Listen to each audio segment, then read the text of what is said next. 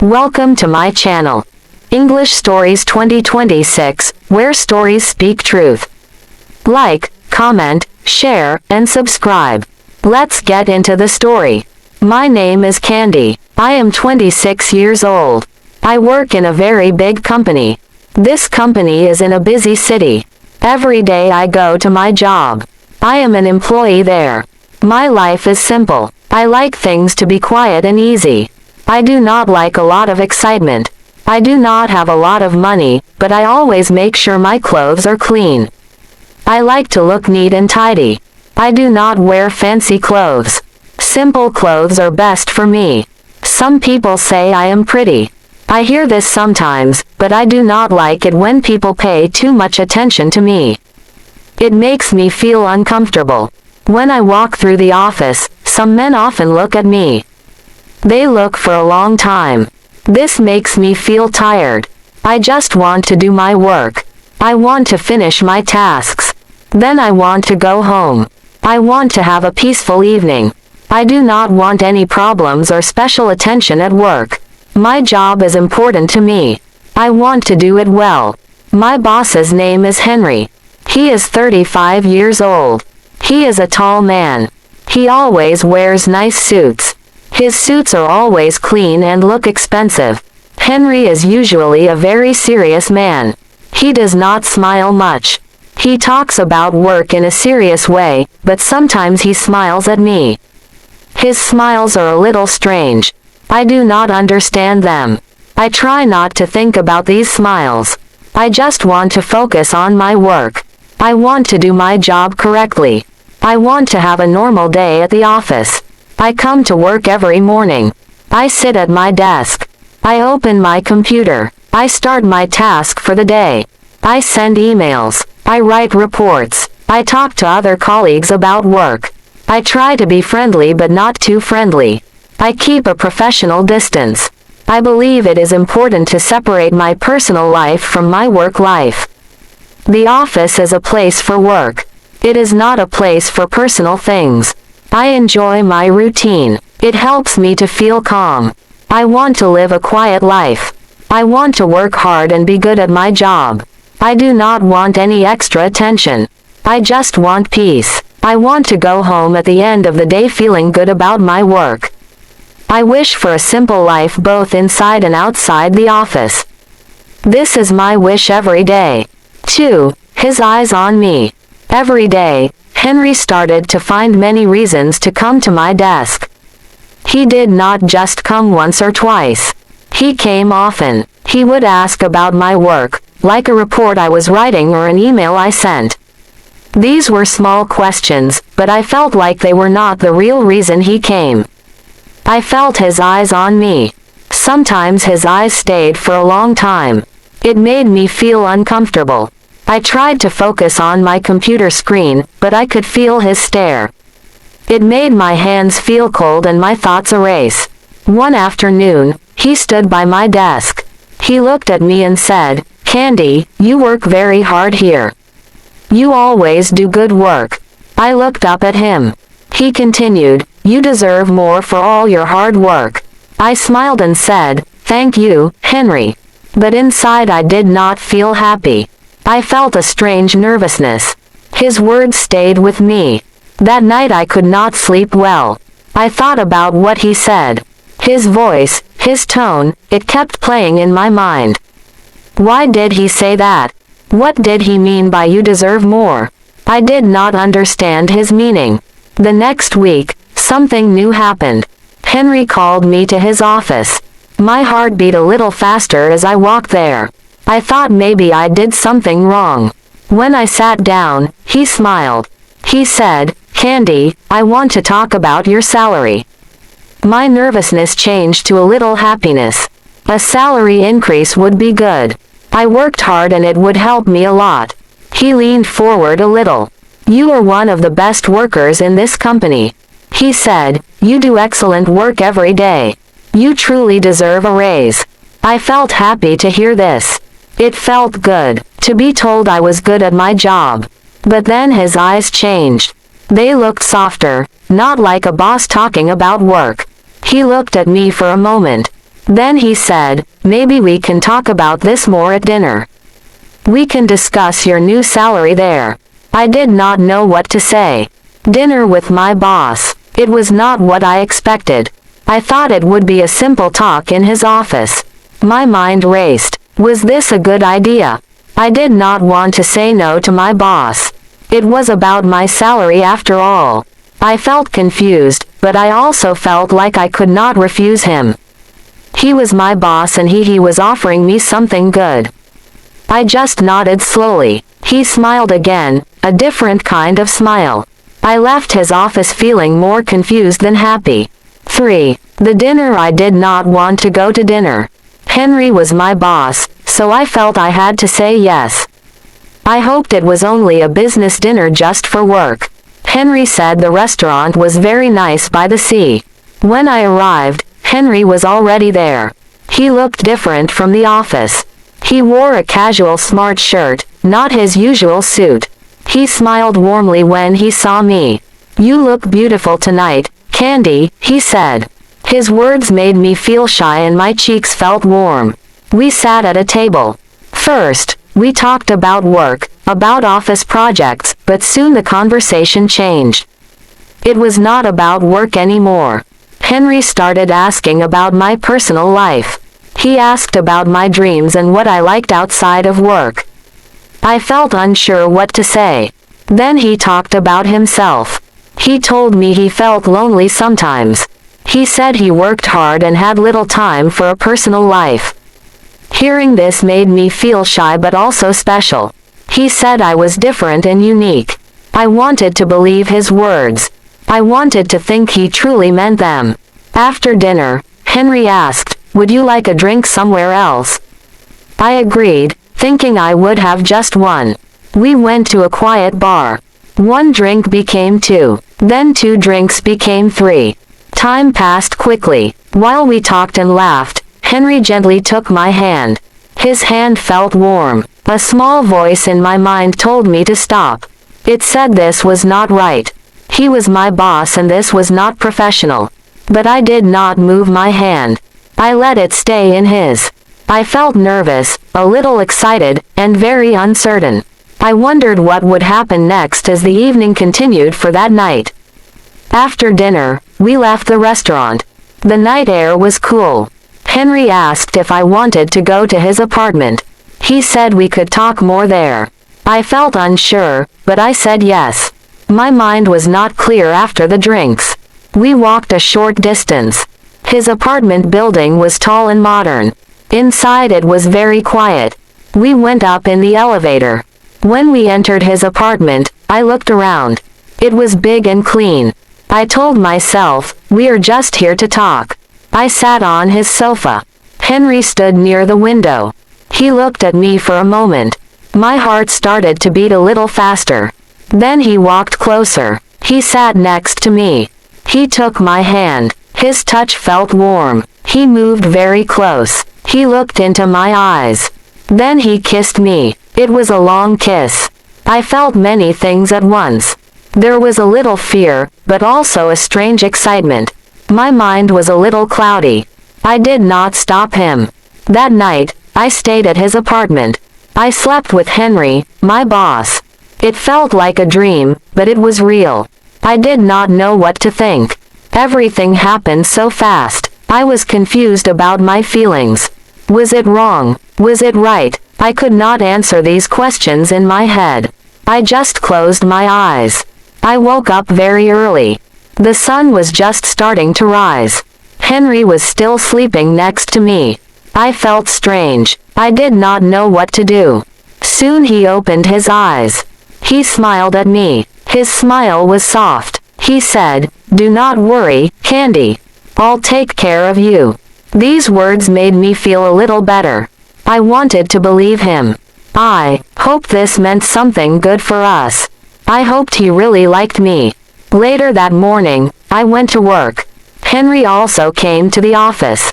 Everything seemed normal. He did not say anything about last night. He acted like any other day.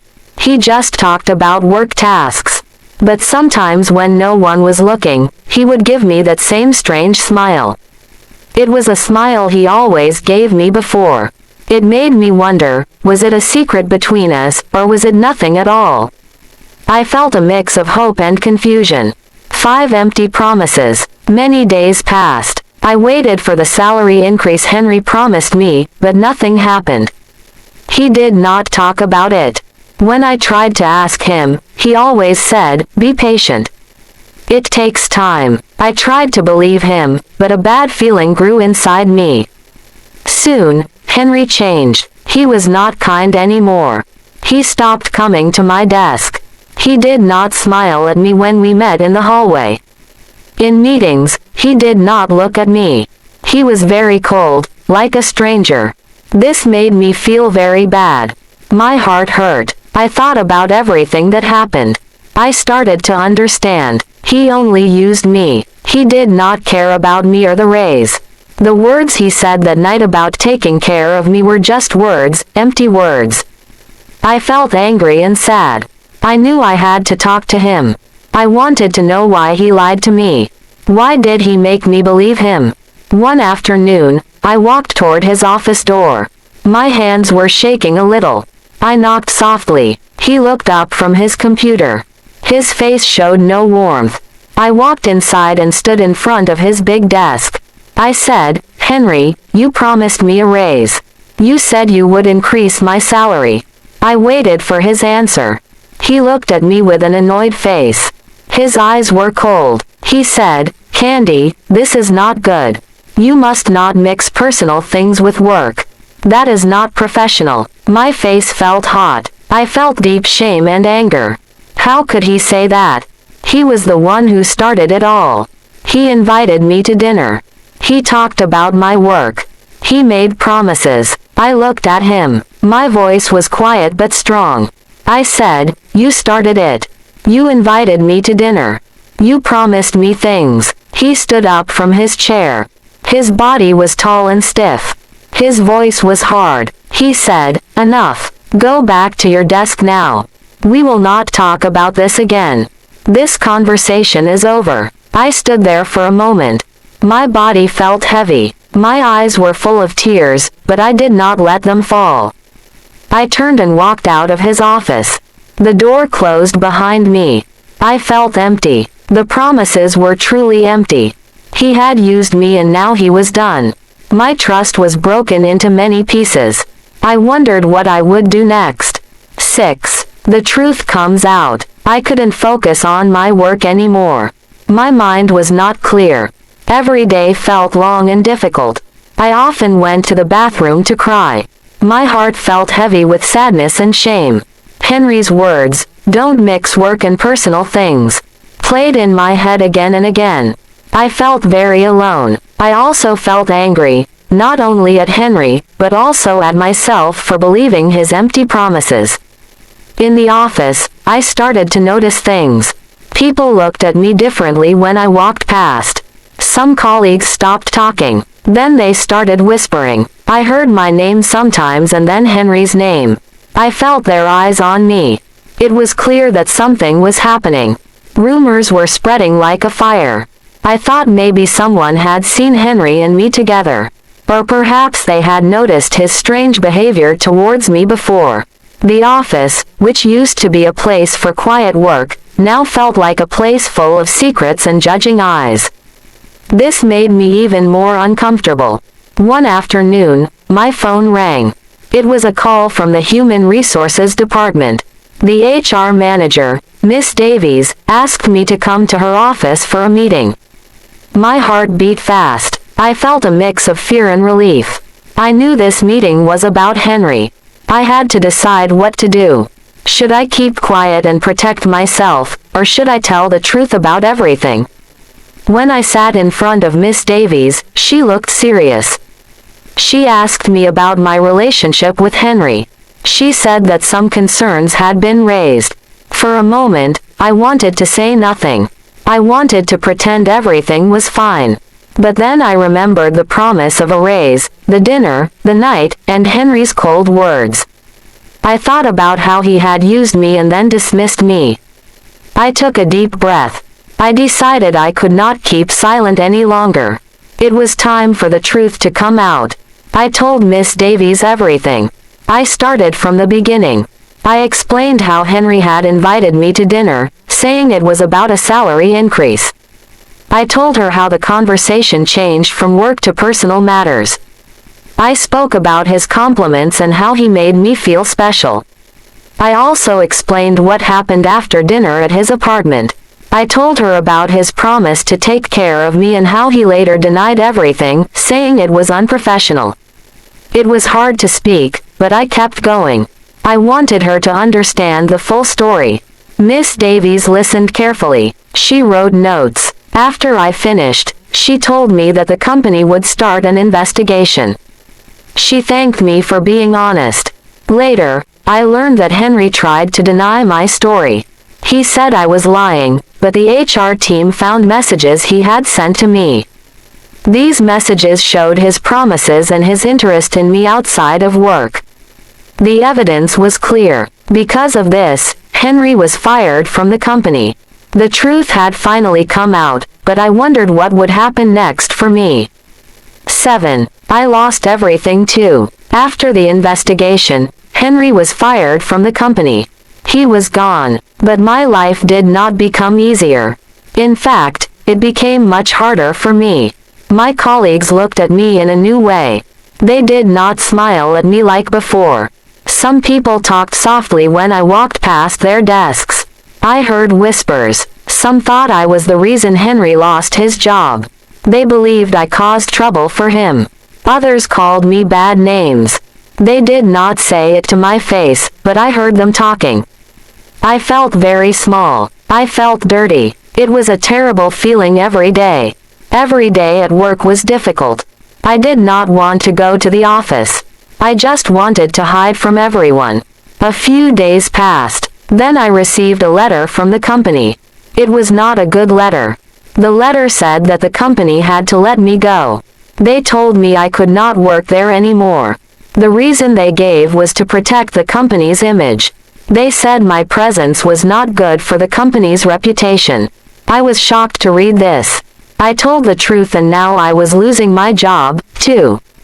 I packed my things slowly and quietly. My desk was clean in a short time. No one came to say goodbye to me. No one looked at me directly as I left. I left the office building without saying a word. The air outside felt cold even though it was a warm day. I had no job. I had no future plans after this. When I arrived at my small apartment, I sat down and cried. I cried for many hours. I felt very angry. I was angry at Henry. He had promised me many things. He had lied to me. But I was also angry at myself. I asked myself why I let it happen. Why did I believe him? Why did I not stop it? These questions stayed in my mind for a long time. I felt like I had lost everything. My job, my good name, my trust in people, it was all gone. But then a new thought came to me. I promised myself something important. I would never let something like this happen again. I would be stronger. I would learn from this difficult time. I would protect myself in the future. This promise was the only thing I had left. 8. A new start. 1 month passed. After Candy lost her job. It was a difficult time. She felt sad and worried. Finding new work was not easy, but she tried her best every day. She sent many applications and went to several interviews. She hoped for a new start. Finally, she received good news. A different company offered her a position. It was a new start, and she felt a spark of hope. On her first day, she felt nervous but also excited. This new office was smaller. The people seemed friendly. Her new boss, Emma Evans, was kind and respectful. She talked about work tasks and company goals. She did not make strange comments. Candy felt safe and comfortable here. This was a good change. Candy worked hard at her new job. She wanted to prove her skills. She focused on her tasks and helped her team. Her new boss valued her efforts. Miss Evans often praised Candy for good work. This made Candy feel important and appreciated. It was a different feeling from her previous job. She learned that a workplace should be about work, not personal interests. The difficult experience with Henry taught Candy a very important lesson. She learned about self-respect before she sometimes felt she needed someone else to take care of her. Now she understood she could take care of herself. She learned to trust her own judgment. She learned to say no when something felt wrong. This new strength grew inside her every day. Sometimes walking in the city, she passed her old office building. She remembered Henry and what happened, but the memories no longer made her feel sad or angry. Instead, she felt strong. She understood the past was a teacher. It showed her what she did not want. It showed her the true value of respect for herself. Lies and false promises were not worth her time. Candy now lived a quiet and happy life. She enjoyed her work. She made new friends. She smiled more often. She was no longer the girl who waited for someone to make her life better. She was a woman who made her own life better. She had learned to protect herself and to stand up for what was right. This new beginning was not just a new job. It was a new Candy. She was strong, independent, and ready for whatever came next. She knew her worth, and that was the most important lesson of